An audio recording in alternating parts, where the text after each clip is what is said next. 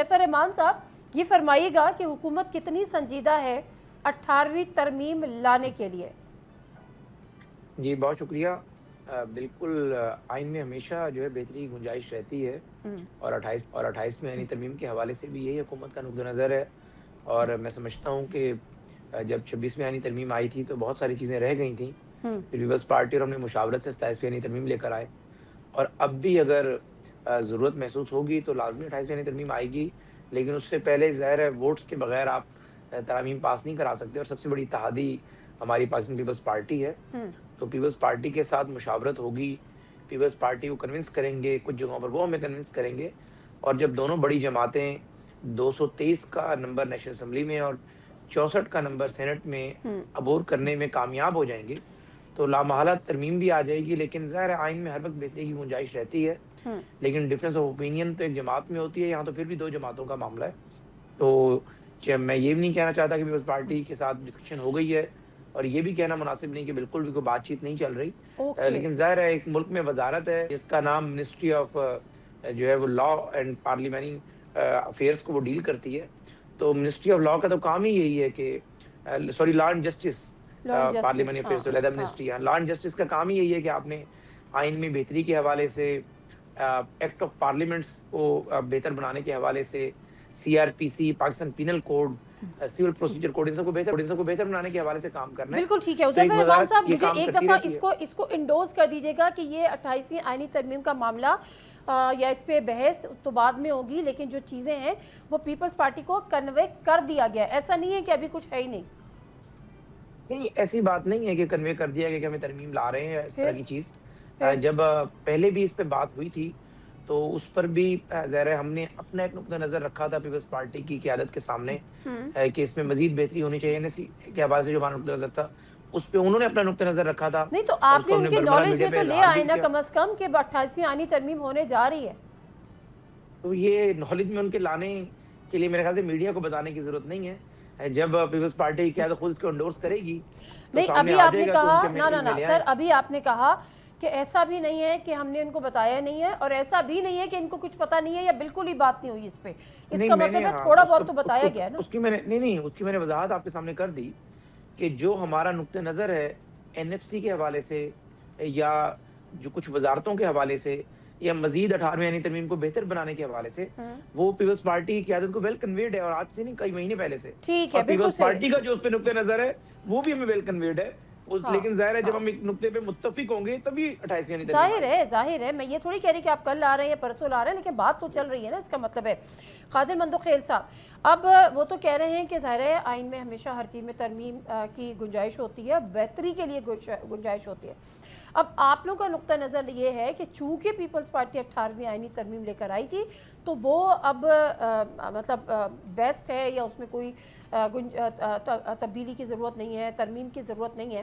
کیونکہ اصل معاملہ جو ہے وہ NFC ایوارڈ کا ہے، وہ ریوزٹ ہوتا ہے، وہ کم ہوتا ہے. پھر دوسرا BISP کا بھی ہو گیا ہے کہ وہ بھی اب صوبے دیکھیں.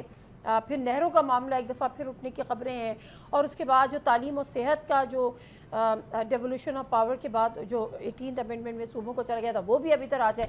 پیپلز پارٹی کس کس چیز کے لیے راضی ہے اور کس کس چیز پر ہاتھ کھڑے کرنے جا رہی ہے؟ بہت شکریہ نادیہ صاحبہ. پہلی بات تو یہ ہے کہ ہم باتیں سارے مفروضے کے اوپر ہم بات کر رہے ہیں. نہ کوئی بل ٹیبل ہوا ہے، نہ حکومت نے کوئی دیا ہے. ہم خواہ مخواہ ایسی بحث کریں. چلو جب خواہ مخواہ صحیح تو اس کا جواب بھی دے دیتا ہوں. جی حذیفہ رحمان صاحب درست فرما رہے ہیں کہ حکومت ترمیم ہر وقت لانے کی کوشش کرے گی اور لائے گی بہتری کے لیے. بہتری میں تھوڑی سی ترمیم کروں گا، بہتری کے لیے بگاڑنے کے لیے. مگر جب حکومت کے پاس 2/3 میجارٹی وہ بگاڑنے یا بہتری دونوں صورت میں کسی صورت میں بھی وہ آئین میں ترمیم لا سکتی ہے. یہ ان کے پاس آئینی حق ہے. اب سوال یہ ہے کہ جو NFC ایوارڈ سے میں شروع کر لیتا ہوں کہ جب NFC ایوارڈ پہلی مرتبہ متفقہ طور پہ پاس ہوا، اور میں یہ سمجھ رہا ہوں کہ پنجاب کی بڑی قربانی ہے کہ انہوں نے اپنا حصہ کم کر کے اور متفقہ طور پہ NFC ایوارڈ کو پاس کرایا. اس میں یہ لکھا گیا کہ ان کا جو ہجوم ہے یعنی جو پیسے ہے وہ ہر سال بڑھتے رہیں گے، کہ نا جب انکم آئے گا تو بڑھتے رہیں گے. کم نہیں ہو سکتے، بڑھ سکتے ہیں. बढ़ सक कम का नहीं लिखा हुआ है, बढ़ने के लिखा हुआ है। यकीनन जो ग्रोथ बढ़ेगी तो ज्यादा ही होगा। और फिर उसके बाद ये है कि ये 2012 का पास करदा बिल है, आज 2024 है। मैं ये कहूँगा कि ऐसी सूरत हाल में वफाकी हुकूमत अगर ये कही हमारे पास पैसे कम है तो वो ज़रूर सूबों से पैसे मांग सकती है। ठीक है, पंजाब, सिंध, बलूचिस्तान, पख्तूनख्वा इतने पैसे ना हो, बिल्कुल उनका हक है, चाहे अफगानिस्तान का जंग हो, हिंदुस्तान का जंग हो। लेकिन साथ साथ में ये भी सवाल करने का जो है ना वो हक पे जानिब हो कि ये पेट्रोल और डीजल की कीमत में जो अरबों नहीं खरबों रुपए हुकूमत ले रही है, तो क्या उसमें भी सूबों को हिस्सा दे रहे? अर्गिज नहीं दे रहे। एनएफसी अवार्ड के मद में हुकूमत पैसे मांग रही है सूबों से, तो वो जो हुकूमत के पास अरबों खरबों रुपए पेट्रोल डीजल की मद में आए वो भी देना चाहिए। मैं उस सवाल के जवाब में ये वही तो कह रही हूँ ना कि आप शेयर मांग रहे हैं ना कि अगर हुकूमत ने जो इतना पैसा लेवी की मद में, लेवी टैक्स की मद में जमा किया है, पेट्रोल को शेयर दे दे। अच्छा, मैं अपने जवाब वापस लेता हूँ। मैं ये कहता हूँ हुकूमत ने जुल्म किया पेट्रोल डीजल बढ़ाने के। चलो अब तो खुश है ना सवाल का, ठीक है, सर होना भी यही चाहिए था। ठीक है, आगे बढ़ते। हाँ, आगे बढ़ते। अब तो आपने 18वीं तरमीम के बारे में जो आपने सेहत और एजुकेशन की बात की है, किसने हुकूमत को कहा ये मुखबरों को वो मिनिस्ट्री दे जो इस्लामाबाद के एक पिम्स अस्पताल है उसकी मद में आप वजीर सेहत बनाए, इस्लामाबाद में एक कॉलेज एक स्कूल है उसकी मद में आप वजीर एजुकेशन इन मुखबर जो मुखबर खास को दे दे। लेकिन ऐसी सूरत में आपको मैं दलाइल के साथ बात करूंगा कानून के तालिब इल्म के हिस्से से। कराची में यहाँ 3 अस्पताल है, NICVD, चाइल्ड हॉस्पिटल और जना अस्पताल JPMC जिसे कहते हैं, ये वफाकी हुकूमत के है। जब ये मुकदमा चला था सिंध हाई कोर्ट से, सिंध हुकूमत मुकदमा हार गई कि वफाकी हुकूमत का है। सुप्रीम कोर्ट से हम मुकदमा हार गए। फिर हमने ये कहा कि ठीक है बाबा ले लो ये अस्पताल आपके, सुप्रीम कोर्ट ने फैसला हमारे खिलाफ दे दिए, तो वफाकी हुकूमत ने हाथ खड़े कर दिए, भाई हमारे पास पैसे नहीं है। उसके बाद सिंध हुकूमत ने अजरा पेचो जो हमारे वजीर सेहत है उसकी सरबराही में, आप मुझे बताओ कि यहाँ पे NICVD के तर्ज पे 10 अस्पताल 10 जिलों में, चाहे मेरे उस शहबाज शरीफ साहब का और मुस्तफ़ा कमाल साहब का एरिया है, नवाबशाह, हैदराबाद, लाड़काना, सक्कर वगैरह वगैरह में। उसके बाद दुनिया का बेहतरीन ट्रामा सेंटर बेनजीर के नाम से कराची में 15 मंजिला बिल्डिंग है, वो बनाई, अस्पताल है, काम कर रहे।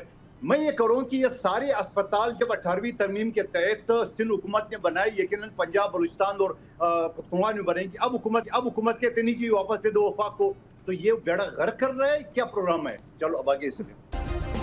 सब्सक्राइब करें और बेल दबाएं ताकि कोई खबर रह न जाए।